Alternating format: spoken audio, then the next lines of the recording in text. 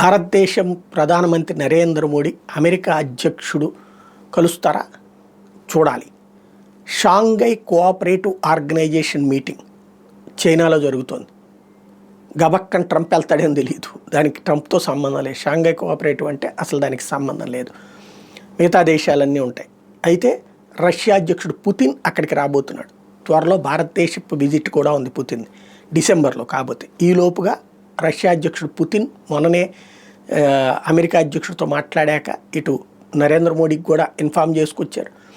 ఆ పుతిన్ చైనాకి రాబోతున్నారు, చైనాలో జరగబోయేటటువంటి శిఖరాగ్ర సమావేశం. అట్ ద సేమ్ టైం భారత ప్రధానమంత్రి నరేంద్ర మోడీ కూడా చైనాకి వెళ్ళబోతున్నారు. ఈ ఇద్దరికి ప్రోటోకాల్ పక్కన పెట్టి విమానాశ్రయం దగ్గరనే స్వాగతం పలికేందుకు జిన్పింగ్ రాబోతూ ఉండటం అన్నటువంటిది జియో గ్లోబల్ పాలిటిక్స్లో అతిపెద్దదైనటువంటి చేంజ్ అనుకోవాలి.